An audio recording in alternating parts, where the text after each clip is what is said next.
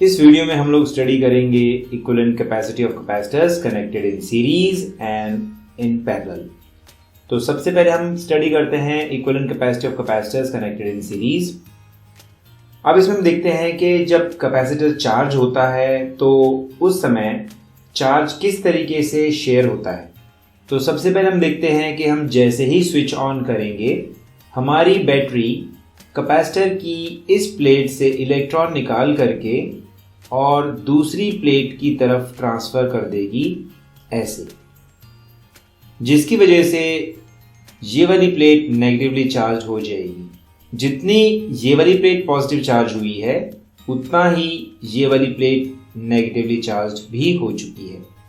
अब ये plate negative charge होने के बाद इसके सामने वाली प्लेट में से इंडक्शन की वजह से अपनी तरफ पॉजिटिव चार्ज इंड्यूस कर देगी और इसका जो नेगेटिव चार्ज है वो दूसरी प्लेट पर ट्रांसफर कर देगी ऐसे।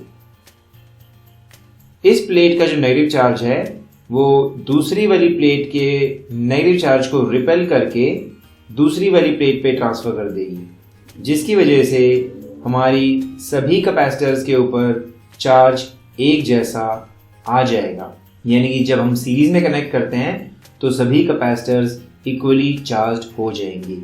और हमें दिया हुआ है कि हमारे कैपेसिटर की कैपेसिटी C1, C2 और C3 है। अब दूसरी बात हम देखते हैं पोटेंशियल के बारे में। देखते हैं कि इन दोनों प्लेट्स के बीच में पोटेंशियल है V1। यहां से यहां तक हमें पर यूनिट चार्ज जो काम करना पड़ेगा वो V1 होगा, और यहां से यहां तक जाने के लिए यूनिट चार्ज के लिए हमें जो काम करना पड़ेगा वो V2 होगा, और यहां से यहां तक जाने के लिए जो काम करना पड़ेगा वो V3 होगा। और यहां से पूरे सर्किट में घूम करके वापस यहां पर आते हुए हमें जो काम करना पड़ेगा यूनिट चार्ज के लिए वो V होगा। तो हम कह सकते हैं कि V is equal to V1 plus V2 plus V3 है। यानी कि जब हम अपने यूनिट चार्ज को यहां से पूरे सर्किट में होते हुए यहां तक लाएंगे तो हमें V काम करना पड़ता है टोटल, लेकिन यहां से यहां तक V1 काम करना पड़ा और यहां से यहां तक V2 काम करना पड़ा यूनिट चार्ज के लिए, और यहां से यहां तक V3 काम करना पड़ा। तो हम लिख सकते हैं कि जो टोटल काम करना पड़ा यूनिट चार्ज के लिए वो V है। तो V हुआ V1 plus V2 plus V3।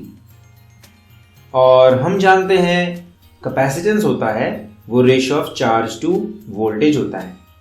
तो इसको यूज करते हुए हम लोग लिख सकते हैं V1 को लिखेंगे Q/C1, V2 को लिखेंगे Q/C2 और V3 को लिखेंगे Q/C3। अगर हम तीनों कैपेसिटर्स को रिप्लेस करके एक सिंगल कैपेसिटर लगा दें तो वो भी उतना ही चार्ज स्टोर करेगा जितना कि इनमें से कोई एक कर रहा है, यानी कि Q इस तरीके से, और उसकी कैपेसिटी होगी C। तो हम लोग इन तीनों की बजाय अगर हम एक सिंगल कैपेसिटर लगा देंगे तो वो अकेला भी Q चार्ज स्टोर करेगा और उसकी कैपेसिटी C होगी और उसकी वोल्टेज V होगी। तो हम लोग लिख सकते हैं इन तीनों के इक्वल इस तरीके से Q/C। तो इसको सॉल्व करके हमें मिलता है 1/C is equal to 1/C1 plus 1/C2 plus 1/C3। तो हम देख रहे हैं कि हमने तीन कैपेसिटर्स को रिप्लेस करके एक सिंगल कैपेसिटर में कन्वर्ट किया है और वो अकेला उतना ही चार्ज स्टोर कर रहा है जितना कि उन तीनों में से कोई एक कर रहा था।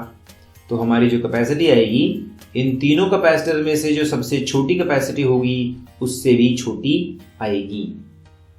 तो ये थी capacity of capacitor connected in series. अब देखते हैं कैपेसिटर्स कनेक्टेड इन पैरेलल। इसमें भी जैसे ही हम की को ऑन करेंगे हमारी बैटरी का पॉजिटिव टर्मिनल सभी प्लेट्स में से इलेक्ट्रॉन निकाल करके सामने वाली प्लेट में डाल देगा इस तरीके से। अगर इसमें Q1 चार्ज आया, इसमें Q2 चार्ज आया, इसमें Q3 चार्ज आया, तो हमारी बैटरी ने कुल मिलाकर के Q1 plus Q2 plus Q3 charge supply किया है। तीनों पे चार्ज अलग होगा और हमारी बैटरी ने टोटल Q चार्ज सप्लाई किया है और वो तीनों में इस तरीके से शेयर कर रहा है। तो अगर हम वोल्टेज की बात करें तो इन सब की वोल्टेज सेम होगी। इसका मतलब यूनिट चार्ज को यहां से लेकर के आप किसी भी रास्ते से लेकर के आओ, आपको V काम ही करना पड़ेगा, और अगर दूसरे रास्ते से जाओ तो भी V काम करना पड़ेगा। अगर आप तीसरे रास्ते से आओ तो भी आपको V काम ही करना पड़ेगा, क्योंकि तीनों रास्तों के जो एंड पॉइंट्स हैं वे कॉमन हैं, वे सेम हैं, इसीलिए सबका पोटेंशियल सेम होगा।